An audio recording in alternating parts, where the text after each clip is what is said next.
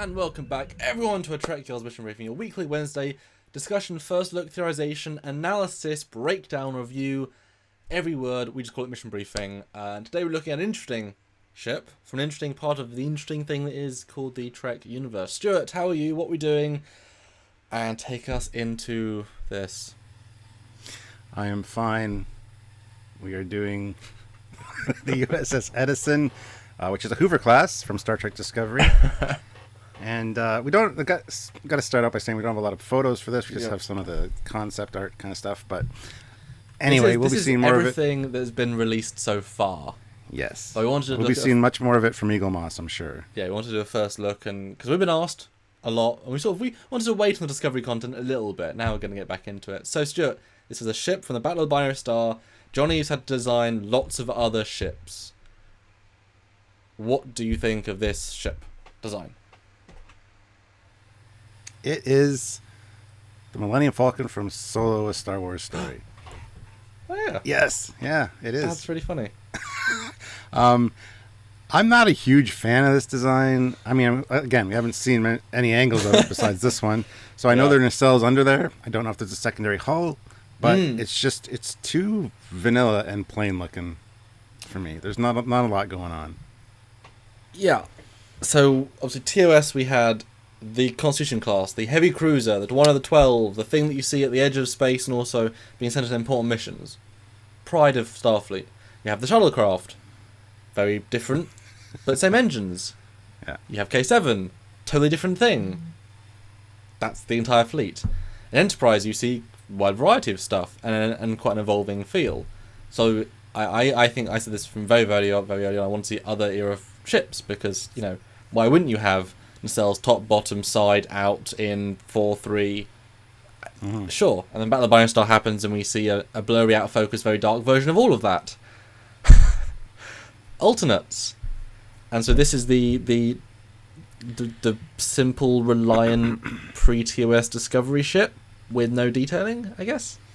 And I guess. Is it just me, or do those look like shuttle bay doors? Like, is that whole back V part a shuttle bay? I hope it is. That would be very cool, actually. No, that kind of makes the design work for them. There might even be a door at the back, too. No, I would assume so, yeah. Or impulse, but it'd be good. See, that's brilliant, actually. See, okay, the problem is, obviously, Discovery has supersized everything.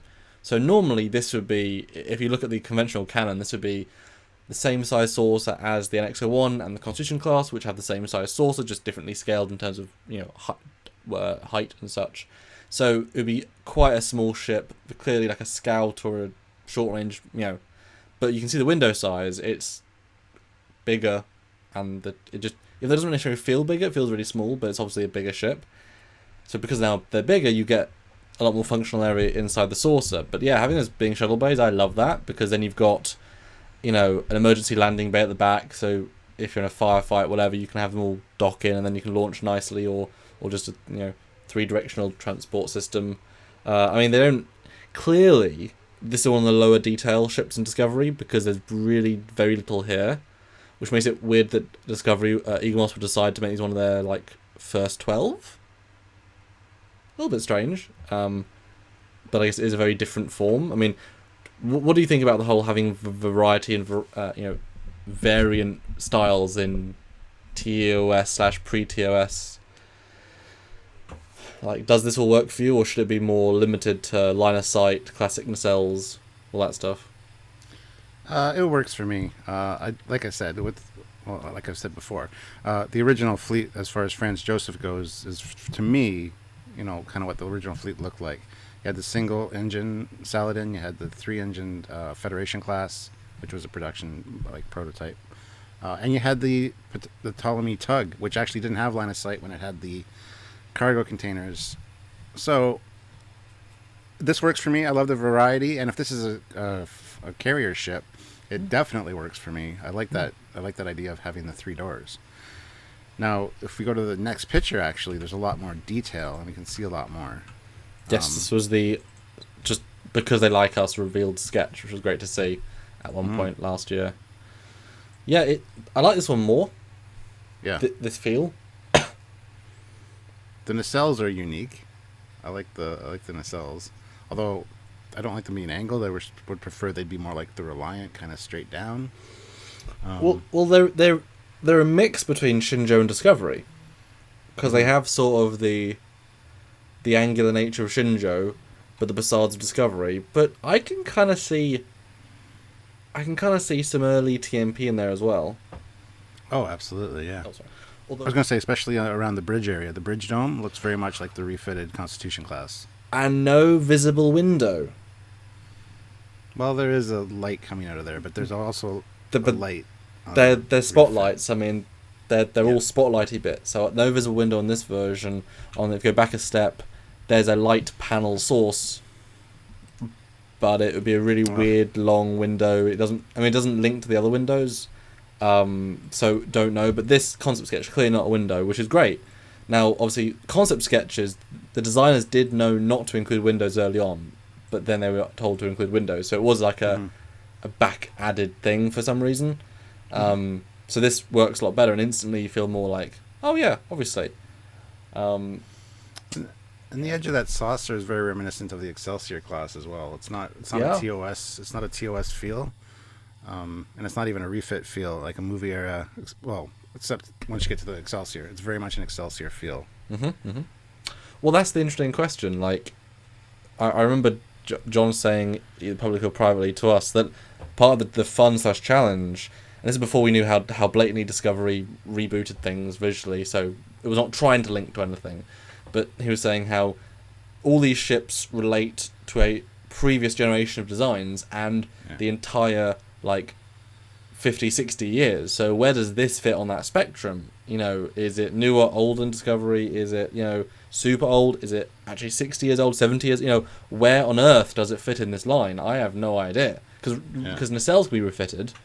I mean, that's the least an LC bridge models can be refitted. So, as in terms of design, I mean, there's very little obviously to go by. Although I will just say, does this not feel like the Discovery / pre-TOS Saber class?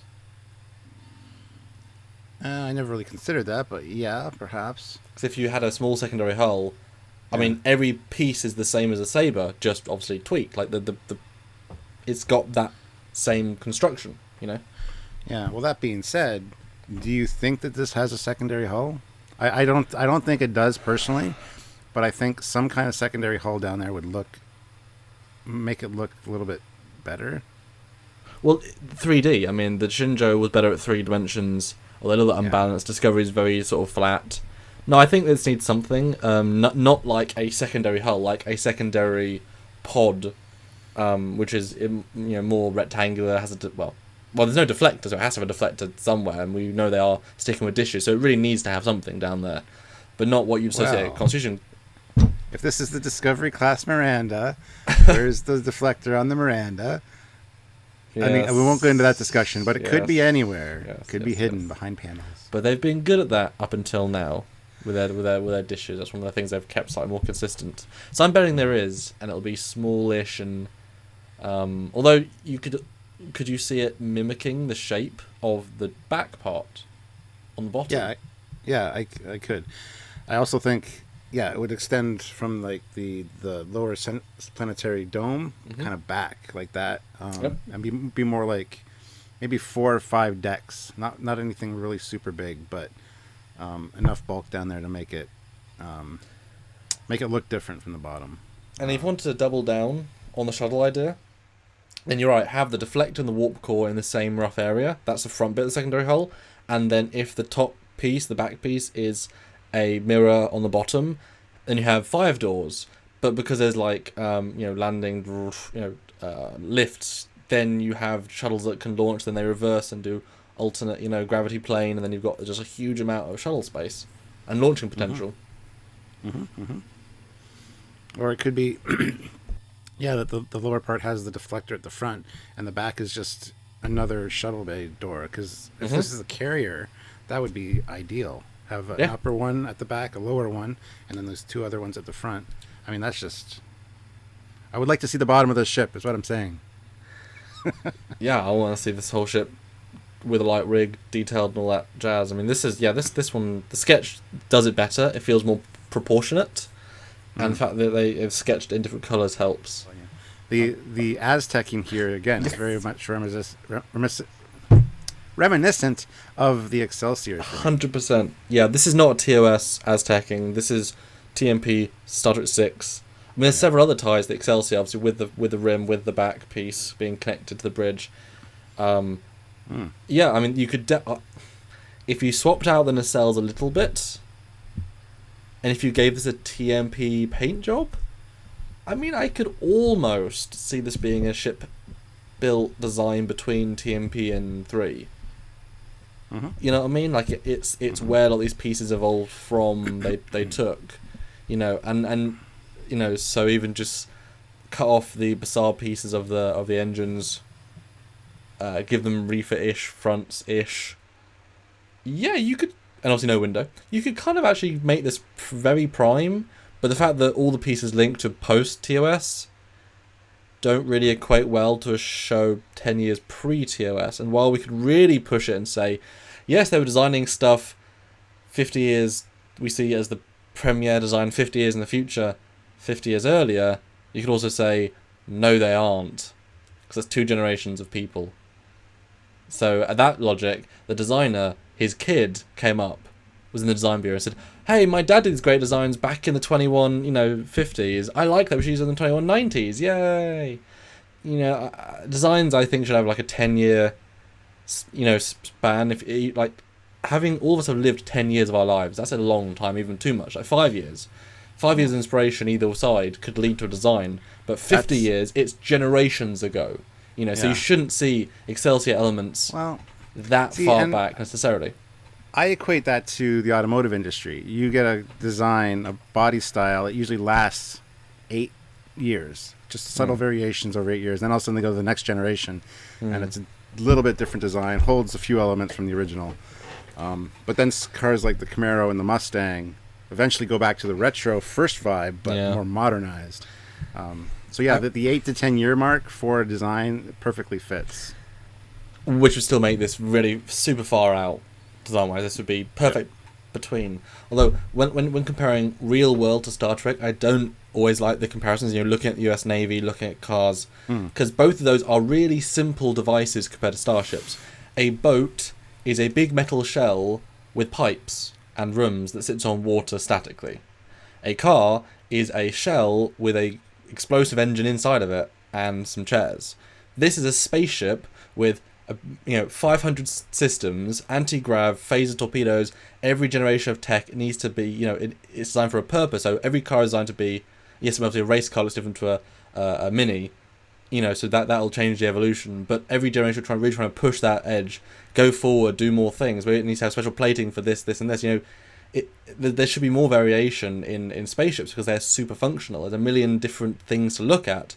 So yes, okay, a car from 5 years ago looks different, or looks very similar to a car now, because cars are really simple. Spaceships are really not simple. And you can imagine they're always trying to say, oh, well, this class didn't work as well, let's refit number 2 into, let's fix all these 8 problems, boom, so now it's suddenly got a different arrangement. And, it's not the same. It's not the same equivalency. I think you just pissed off a lot of the Navy guys. To say that a boat's simple is kind of... Compared to a spaceship, yes. Well, not really. I mean, you look at an aircraft carrier, they need elevators, they need room for storage, they need their communications array, their weapons array. Every ship is different. An aircraft carrier is different than a battleship as far as internal configuration. But a spaceship has all of those times 10 complexity, plus all the other things, Like, it's complicated compared to a car, but not compared to a spaceship. I'm just gonna leave that there. Anyway. Yeah.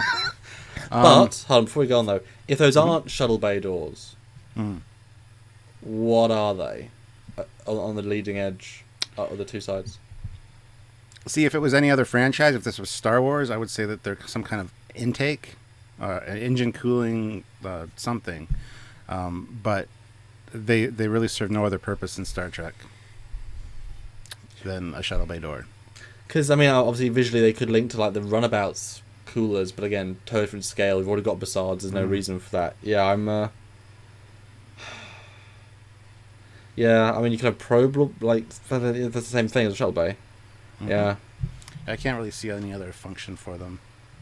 Because just the scale, I mean, they're 3 times the bridge module, and obviously the top dome is roughly the size of the actual bridge part. The bridge module is bigger, but although if the scale is really supersized, then the bridge module is like decks and huge and breaks the scale again. I don't know. I can't see this being a very big ship, though. It doesn't look big. They didn't care. It was sketched one way. Let's jump back then to the CG model, when it was then, you know, retconned with the window and all the things were enhanced in size, and, you know, like even just looking at the windows, it's still, they do look smaller in the saucer than they were before. Although the Aztec, I know that these shots aren't obviously lit very well, but that was, it's a bit oversimplified Aztec. Like, it's not, yeah. Do you think this is the actual 3D model, or is this like a artist rendering? Because I don't get a 3D model vibe from this. I get like a. Well, it's just a poorly lit 3D model. I mean, that all of them are 3D models that they did. They might be slightly photoshopped, but yeah, no, they're all just. But again, the simple design is so simple that there isn't going to be any physical detail really. Although I guess we talk about times. You know, we could use 1683 as an indicator of age. Roughly, you know, before the Connie probably, which obviously has to be, but also doesn't necessarily. I don't know. Well, the Reliant was 1864, so. Yeah. So it looks like they took the numbers from the Reliant, rearranged them, and then took the 4 down one, just to make it look not so obvious. Wasn't Discovery 13 something? The registry? Discovery was 1031. Yeah, so that breaks the naming convention. October 31st. Just remember I October. know. Halloween for Discovery. But you know, post TOS ship having with them 700 registries down. Oh well. That's anyway. what happens. That's what happens when a designer is mandated by a guy that doesn't know the naming conventions properly. Yeah. Wow. Oops. So closing thoughts on this rather simplistic, but boy, we had a lot more to talk about when you extrapolate the shapes and discuss what could be there. What do you think? I'm looking forward to seeing more of it. Like I said, I want to see what's on the bottom. That'll kind of tell me whether I like the design. I'm not really a huge fan of it right now. Like I said, there's things I would definitely change, especially with the way those struts are, or the nacelles are mounted. Yeah, we can't see the struts. We don't even know. No. So after I see more of it, I'll be able to know better. But as I said, right now, when I first see this, especially when in a small thumbnail or a small icon, it looks like the Falcon just flying away from us. But obviously, this was done well before that image was released. The Falcon. So, yeah. Absolutely, yeah. So I'm looking forward to seeing more of it. I can't really give you any more than that. Yes. I hope it's a carrier because it would really work for me on that level. So, but like a small carrier, like a ship that you'd warp in and you just send a lot of shuttles down, like 20 or something, and then even a repair ship full of work bees and things like that. Oh yeah, that service another ship. Yeah, it's basically it's a saucer with a repair module at the back. Yeah. Yeah. Production facilities, replicator facilities at the back to make parts and stuff. Yeah. Yeah, I love it. And I'll just say it's very simplistic. It's an easy iteration on the formula. But if you go back to the sketch is better. The detail's clearer. The bridge module's better. It's much more TMP. Clearly, John was inspired by other Trek ships that are much post the era. But we know that was they weren't looking to make TOS ships or Enterprise X1 era ships. So it was meant to be something different. But the sketch, I think, is a great, easy, obvious ship. And hopefully we'll see a nice high detail version and see it fleshed out. And I hope the secondary hull is really interesting, or complete flip clones. That'd work quite well as well. Yeah. Just need to see more of it, I guess, is our conclusion. Which is a good thing to want at the end of an episode. To want to see more. You know. Absolutely. Yeah. So guys, did you like the video? If so, click like. Don't forget to subscribe to the channel and click the notification icon. And if you can share this around, that would be really helpful as well. So if anything you can do to help out would be appreciated. Speaking of, you can support us directly via Patreon, the service that's kind of almost geared towards YouTubers. We produce content for you, daily, monthly, weekly, 3 yearly, constantly. And you can help support us every single month by a little bit of a donation. That's our backbone of money that helps us keep the rent and the lights on and all the things going to help producing this content for you.